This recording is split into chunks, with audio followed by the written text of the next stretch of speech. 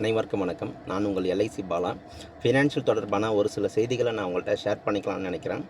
கடந்த April 1, 2025 to 31 March 2026 கடந்த ஒரு வருடத்தில் தங்கம் அண்டு வெள்ளியோட விலைங்கிறது வரலாறு காணாத அளவுக்கு ஒரு மிகப்பெரிய வளர்ச்சியை அடைஞ்சிருக்குன்னு தான் சொல்லலாம். கடந்த ஏப்ரல் மாதத்தில் 8000 ரூபா ட்ரேட் ஆகிட்டு இருந்த 1 கிராம் தங்கம் இன்றைக்கி 14,000லேருந்து 14,300 வரைக்கும் ட்ரேட் ஆகிட்டு இருக்கு. அதே மாதிரி 100 ரூபா வித்துட்டு இருந்த 1 கிராம் வெள்ளி இன்றைக்கி 230 டு 250 வரைக்கும் ட்ரேட் ஆகிட்டு இருக்கு. கிட்டத்தட்ட ஒரு வருஷத்துக்கு முன்னாடி 1 லட்ச ரூபா தங்கத்தில் முதலீடு பண்ணியிருந்தோம்னா இன்றைக்கி 1,60,60,000லேருந்து 1,70,000 வரைக்கும் வளர்ச்சி அடைஞ்சிருக்கு. அதே மாதிரி வெள்ளியில் 1 லட்ச ரூபா முதலீடு பண்ணியிருந்தோம்னா இன்றைக்கி கிட்டத்தட்ட 2,30,000லேருந்து 2,50,000 வரைக்கும் வளர்ச்சி அடைஞ்சிருக்கு. நார்மலாக தங்கம் அண்டு வெள்ளியோட விலைங்கிறது பார்த்தோம்னா வருஷத்துக்கு 8 to 9% தான் வளர்ச்சி அடையும். பட் இந்த வருஷம் பார்த்திங்கன்னா வரலாறு காணாத அளவுக்கு மிகப்பெரிய ஒரு வளர்ச்சி அடைஞ்சிருக்குன்னு சொல்லலாம். ஸோ இதே மாதிரியே இந்த வருஷமும் தங்கம் அண்டு வெள்ளியோட விலைங்கிறது இந்த வருஷமும் ஒரு மிகப்பெரிய வளர்ச்சி அடையுமானா கண்டிப்பாக அது வந்து ஒரு கேள்விக்குறி தான். ஸோ இப்படிப்பட்ட சுச்சுவேஷனில் ரஷ்யா போன்ற நாடுகள்லாம் தங்கள் கையில் இருக்கக்கூடிய தங்கத்தை செல் பண்ணி ப்ராஃபிட் புக் பண்ண ஆரம்பிச்சிருக்காங்க. அதே மாதிரி இந்தியா போன்ற நாடுகளும் தங்கம் வாங்குறதுக்குரிய கையிருப்பு தொகையை கம்மி பண்ணியிருக்காங்க. ஸோ இப்படிப்பட்ட சுச்சுவேஷனில் நம்மளோட நெக்ஸ்ட் ஆப்ஷன் பார்த்தோம்னா அது வந்து ஈக்விட்டி மார்க்கெட்னா பங்கு சந்தை. ஸோ பங்கு சந்தையை பொறுத்த வரைக்கும் வருடத்திற்கு 12லேருந்து 15% வரைக்கும் ரிட்டர்ன்ஸ் எதிர்பார்க்கலாம். ஆனால் இப்போதைக்கு அமெரிக்கா ஈரான் வார் நடந்துகிட்டு இருக்கிறதுனால A to Z எல்லா விதமான ஸ்டாக்குமே 10லேருந்து 20% வரைக்கும் டவுன் ஆகிருக்கு. ஸோ இதுக்கு முன்னாடி கொரோனா டயத்தில் இதே மாதிரி A to Z எல்லா விதமான ஃபண்டுமே 10லேருந்து 20% டவுன் ஆகியிருந்திருக்கு. ஸோ அன்னைக்கு வந்து கொரோனா பீரியடில் ஒரு 1 லட்ச ரூபா முதலீடு பண்ணியிருந்தோம்னா கடந்த ஒரு 7 to 8 வருடத்தில் 3 to 4 மடங்கு, அதாவது கொரோனா பீரியடில் ஒரு 1 லட்ச ரூபா ஸ்டாக் மார்க்கெட்டில் முதலீடு பண்ணியிருந்தோம்னா இன்றைக்கி 3 to 4 லட்ச ரூபா கிட்ட ரிட்டர்ன்ஸ் எதிர்பார்க்கலாம். ஸோ அதே மாதிரி இப்போதைக்கு 10 to 20%ங்கிறது A to Z எல்லா விதமான ஸ்டாக்ஸுமே டவுன் ஆகிருக்கு. ஸோ இப்போதைக்கு ஒரு 1 lakh முதலீடு பண்ணோம்னா அடுத்த ஒரு 7 to 8 இயர்ஸில் நல்ல ஒரு ரிட்டர்ன்ஸ் எதிர்பார்க்கலாங்கிறது ஒரு பொதுவான கருத்து. நார்மலாக HDFC, ICICI, கோடாக், நிப்பான், ஸோ எந்த ஒரு ஏஎம்சியில் இருக்கக்கூடிய எந்த ஒரு மிட் கேப் ஃபண்டில் முதலீடு பண்ணாலுமே 12லேருந்து 15% நார்மலாக ரிட்டர்ன்ஸ் எதிர்பார்க்கலாம். ஸோ மியூச்சுவல் ஃபண்டில் இருக்கக்கூடிய எந்த ஒரு mid cap fund, large and mid cap fund, A to Z எந்த விதமான ஃபண்டில் இன்வெஸ்ட்மெண்ட் பண்ணாலுமே வருடத்திற்கு 12லேருந்து 15% நார்மல் ரிட்டர்ன்ஸ் எதிர்பார்க்கலாம்.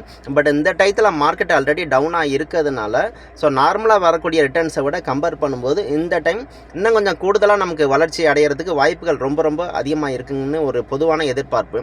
ஒருவேளை இப்போ நம்ம ஸ்டாக் மார்க்கெட்டில் முதலீடு பண்ணலான்னு ஒரு முடிவு பண்ணிட்டோம்னா அதில் நமக்கு 2 ஆப்ஷன் இருக்குது. ஒன்று வந்து டைரக்ட் ஸ்டாக் மார்க்கெட், இன்னொன்று வந்து மியூச்சுவல் ஃபண்டு. அது என்ன டைரக்ட் ஸ்டாக் மார்க்கெட், மியூச்சுவல் ஃபண்டுனா டைரக்ட் ஸ்டாக் மார்க்கெட்டை பொறுத்த வரைக்கும் எந்த ஃபண்டை வாங்கலாம், விற்கலாம், அந்த ஃபண்டோட ஃபண்டமெண்டல், டெக்னிக்கல் அனாலிசிஸ், ஸோ ஃபண்டோட கரண்ட் ப்ராஜெக்ட் என்ன, நெக்ஸ்ட் ப்ராஜெக்ட் என்ன, இவ்வளவும் தெரிஞ்சிருந்தால் மட்டும்தான் நம்ம டைரக்ட் ஸ்டாக் மார்க்கெட்டில் நம்ம முதலீடு பண்ண முடியும். அதுவே மியூச்சுவல் ஃபண்டை பொறுத்த வரைக்கும் இந்த அளவுக்கு நமக்கு சப்ஜெக்ட் நாலேஜ் தேவைப்படாது. ஸோ ஒரு பேசிக்கான ஒரு நாலேஜ் இருந்துச்சுன்னா மியூச்சுவல் ஃபண்ட்ஸில் இன்வெஸ்ட்மெண்ட் பண்ணி நம்ம கண்டிப்பாக நம்ம ஒரு ப்ராஃபிட் பார்க்க முடியும். ஸோ மியூச்சுவல் ஃபண்டுக்கும் ஸ்டாக் மார்க்கெட்டுக்கும் சின்ன ஒரு எக்ஸாம்பிள். இன்றைக்கி நம்ம சென்னையிலேருந்து பெங்களூர் வரைக்கும் நம்ம ட்ராவல் பண்ணணும். சென்னையிலேருந்து பெங்களூர் வரைக்கும் ட்ராவல் பண்ணுறதுக்கு நமக்கு வந்து 2 ஆப்ஷன் இருக்குதுன்னு சொல்லலாம். ஒன்று வந்து காரு, இன்னொன்று வந்து ஆம்னி பஸ். ஸோ காரில் சென்னையிலேருந்து பெங்களூர் வரைக்கும் ட்ராவல் பண்ணுறதுக்கு நமக்கு ஃபஸ்ட்டு கார் வேணும், செல்ஃப் டிரைவிங் தெரியணும், ரூட் தெரியணும், ப்ளஸ் ஆக்சிடென்டல் ரிஸ்க் இருக்குது, டோல் பிளாசா சார்ஜஸ் இருக்குது. பட் இவ்வளோ ரிஸ்க் இருந்தாலும் அதில் கம்ஃபர்ட்டும் இருக்குது. நினச்ச இடத்துல வண்டியை நிப்பாட்டிட்டு நம்ம எங்கே வேணாலும் ரெஸ்ட் எடுக்கலாம். ஸோ இது வந்து டைரக்ட் ஸ்டாக் மார்க்கெட். இதில் வந்து ரிஸ்க்கும் கூட ரிட்டர்ன்ஸும் கூட. அதுவே மியூச்சுவல் ஃபண்டை பொறுத்த வரைக்கும் ஒரு ஆம்னி பஸ்ஸில் சென்னையிலேருந்து பெங்களூர் வரைக்கும் போகிற மாதிரி. ஸோ சென்னையிலேருந்து பெங்களூர் வரைக்கும் ஒரு ஆம்னி பஸ்ஸில் போகிறதுக்கு நமக்கு டிரைவிங் தெரிஞ்சிருக்கணுங்கிற அவசியம் கிடையாது. அதே மாதிரி ரோடு தெரிஞ்சிருக்கணுங்கிற அவசியம் கிடையாது. இதில் வந்து ரிஸ்க்கு கம்மி, அதே சமயத்தில் ரிட்டர்ன்ஸும் நார்மலாக நம்ம டைரெக்டாக ட்ரேடிங் பண்ணுறதை விட கம்பேர் பண்ணும்போது இதில் கொஞ்சம் நமக்கு ரிட்டர்ன்ஸும் கம்மியாக இருக்கும். பட் அதே சமயத்தில் டைரக்ட் ட்ரேடிங்கை விட மியூச்சுவல் ஃபண்டில் நமக்கு கொஞ்சம் ரிஸ்க்கு கம்மி, பெரிய அளவுக்கு நமக்கு சப்ஜெக்ட் நாலேஜ் தேவைப்படாது.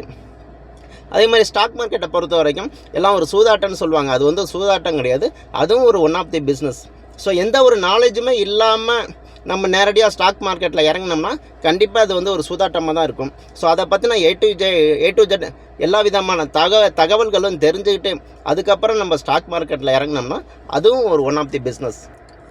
இதிலே ஒரு சில பேர் ஃபீல் பண்ணுவாங்க, எனக்கு இது மாதிரி ஸ்டாக் மார்க்கெட் ரிஸ்க்கெல்லாம் வேண்டாம், எனக்கு ஃபிக்ஸடாக ஒரு ரேட் ஆஃப் இன்ட்ரெஸ்ட் வர மாதிரி ஒரு ஸ்கீம் இருந்தால் சொல்லுங்கன்னா கண்டிப்பாக கண்ணை மூடிட்டு ஃபிக்ஸட் டெபாசிட் போயிடலாம். நீங்கள் ஃபிக்ஸட் டெபாசிட் போனோம்னா அரௌண்ட் 6% வருடத்திற்கு 6% கேரண்டியாக இன்றைக்கி ஃபிக்ஸட் டெபாசிட்டில் நமக்கு ரிட்டர்ன்ஸ் வரும். அப்படி இல்லை மியூச்சுவல் ஃபண்டில் போனோம்னா லிக்விட் ஸ்கீம் போய்க்கலாம். ஸோ லிக்விட் ஸ்கீமை பொறுத்த வரைக்கும் வருடத்திற்கு 6% தாராளமாக நமக்கு ரிட்டர்ன்ஸ் எதிர்பார்க்கலாம். இல்லை எனக்கு ஒரு 7 to 10% வரைக்கும் நமக்கு ரிட்டர்ன்ஸ் வேணும்னா கடன் பத்திரங்கள், அதாவது பாண்டு ஃபண்டு போய்க்கலாம். ஸோ பாண்டு ஃபண்டை பொறுத்த வரைக்கும் வருடத்திற்கு 7 to 10% வரைக்கும் நமக்கு ரிட்டர்ன்ஸ் எதிர்பார்க்கலாம். Like Muthoot Fincorp. ஸோ இது மாதிரி கடன் கொடுக்கக்கூடிய நிறுவனங்களில் நம்ம முதலீடு பண்ணி வருடத்திற்கு 7 to 10% வரைக்கும் நம்ம ரிட்டர்ன்ஸ் எதிர்பார்க்கலாம். இல்லை எனக்கு ஒரு 10 to 12% வரைக்கும் நமக்கு ரிட்டர்ன்ஸ் வேணும்னு எதிர்பார்த்தோம்னா பேலன்ஸ் அட்வான்டேஜ் ஃபண்டு போய்க்கலாம். அதாவது மியூச்சுவல் ஃபண்டில் இருக்கக்கூடிய பேலன்ஸ் அட்வான்டேஜ் ஃபண்டுன்னு ஒரு ஸ்கீம் இருக்குது. ஸோ இந்த ஸ்கீமை பொறுத்த வரைக்கும் ஈக்விட்டி ப்ளஸ் டெப்ட்டு, அதாவது ஈக்விட்டி ப்ளஸ் கடன் பத்திரங்கள் ரெண்டுலேயுமே கலந்து முதலீடு பண்ணுறதுனால ஸோ நம்மளோட அசலுங்கிறது கொஞ்சம் சேஃப்டியாக இருக்கும். அதே மாதிரி ரிட்டர்ன்ஸ்னு பார்த்தோம்னா வருடத்திற்கு 10 to 12% வரைக்கும் ரிட்டர்ன்ஸ் எதிர்பார்க்கலாம். இல்லை நமக்கு இன்னும் கொஞ்சம் கூடுதலாக ரிட்டர்ன்ஸ் வேணும், எனக்கு வருஷத்துக்கு ஒரு 12 to 15% ரிட்டர்ன்ஸ் வேணும்னா HDFC, SBI, ஸோ இது மாதிரி இருக்கக்கூடிய ஏஎம்சியில் mid cap fund, mid and large cap fund, so இது மாதிரி ஃபண்டில் நம்ம முதலீடு பண்ணோம்னா வருஷத்துக்கு 12 to 15% வரைக்கும் நம்ம ரிட்டர்ன்ஸ் எதிர்பார்க்கலாம். இல்லை எனக்கு இன்னும் கூடுதலாக ரிட்டர்ன்ஸ் வேணும்னு எதிர்பார்த்தோம்னா குளோபல் ஃபண்டு போய்க்கலாம், அதாவது ஓவர்சீஸ் ஃபண்டு. சமீபத்தில் நிப்பானில் ஒரு ஸ்கீம் ஒன்று அனௌன்ஸ் பண்ணியிருக்காங்க, நிப்பான் இந்தியா தைவான் ஈக்விட்டி ஃபண்டு. கிட்டத்தட்ட இந்த ஸ்கீம் அனௌன்ஸ் பண்ணி more than 2 years ஆகுது. ஸோ லாஸ்ட்டு 1 yearல மட்டுமே 39% கிட்ட ரிட்டர்ன்ஸ் கொடுத்துருக்கு. அது நிப்பான் இந்தியா தைவான் ஈக்விட்டி ஃபண்டு. இந்த ஃபண்டுங்கிறது ஜப்பானில் இருக்கக்கூடிய செமி கண்டக்டர் மேனுஃபேக்சரிங் பண்ணக்கூடிய ஒரு கம்பெனி. செமி கண்டக்டர்னா நம்ம ஃபோன் அண்ட் லேப்டாப்பில் யூஸ் பண்ணக்கூடிய சிப் மேனுஃபேக்சரிங் பண்ணக்கூடிய கம்பெனி. ஸோ இந்த கம்பெனியில் முதலீடு ஒரு 1 yearக்கு முன்னாடி பண்ணியிருந்தோம்னா வருடத்திற்கு 39% கிட்ட நமக்கு ரிட்டர்ன்ஸ் கொடுத்துருக்கு. ஒரு சில பேர் எனக்கு இது மாதிரி செக்டோரியல் ஃபண்டு வேண்டாம், செமி கண்டக்டர்னால் பர்டிகுலராக அந்த ஒரு செக்டரில் மட்டுமே முதலீடு பண்ணுறாங்க, இது நாளைக்கு ஃபியூச்சரில் கூட ரிஸ்க் ஆகிறதுக்கு வாய்ப்பு இருக்குது, எனக்கு டைவர்சிஃபைடாக நமக்கு ரிட்டர்ன்ஸ் வேணும்னு எதிர்பார்த்தோம்னா மோதிலால் ஆஸ்வால் நாஸ்டாக் 100ன்னு ஒரு ஃபண்ட் இருக்குது. ஸோ இந்த ஃபண்டை பொறுத்த வரைக்கும் அமெரிக்காவில் இருக்கக்கூடிய டாப் கம்பெனிஸில் முதலீடு பண்ணுறாங்க. Like Amazon, apple, Google, Microsoft, Intel. So இது மாதிரி டாப் கம்பெனிஸில் முதலீடு பண்ணும்போது நம்மளோட ஃபண்டு கிட்டத்தட்ட மல்டி கம்பெனியில் செப்பரேட் ஆகுது. ஸோ வருடத்திற்கு இந்த ஃபண்டுமே கிட்டத்தட்ட more than 30% கிட்ட நமக்கு ரிட்டர்ன்ஸ் கொடுத்துருக்கு. ஸோ இது வரைக்கும் நம்ம கிட்டத்தட்ட 6லேருந்து 6 to more than 30% வரைக்கும் ரிட்டர்ன்ஸ் கொடுக்குற மாதிரி பல்வேறு ஸ்கீம் சொல்லியிருக்கோம். 6% ரிட்டர்ன்ஸ் போதும்னா ஃபிக்ஸட் டெபாசிட் அல்லது லிக்விட் ஃபண்டு போய்க்கலாம். 7 to 10% ரிட்டர்ன்ஸ் வேணும்னா பாண்டு ஃபண்டு போய்க்கலாம். 10 to 12% ரிட்டர்ன்ஸ் வேணும்னா பேலன்ஸ் அட்வான்டேஜ் ஃபண்டு போகலாம். இல்லை 12 to 15% ரிட்டர்ன்ஸ் வேணும்னா ஒரு மிட் கேப் ஃபண்டு அல்லது லார்ஜ் கேப் ஃபண்டு போய்க்கலாம். இல்லை more than 15% ரிட்டர்ன்ஸ் வேணும்னா ஒரு ஓவர்சீஸ் ஃபண்டு போய்க்கலாம். ஸோ கிட்டத்தட்ட மல்டி ரிட்டர்ன்ஸ் வர மாதிரி ஸ்கீம் ஷேர் பண்ணியிருக்கோம். ஸோ இதில் எந்த ஸ்கீமை செலக்ட் பண்ணலாங்கிறது அவங்களோட age factor plus risk taking கேப்பபிலிட்டியை பொறுத்து ஃபண்டை செலக்ட் பண்ணிக்கலாம். ஸோ இது தொடர்பான மேலும் தகவல்களுக்கு பாலா 8300090110 நெக்ஸ்ட் வீடியோவில் சந்திப்போம். தேங்க்யூ.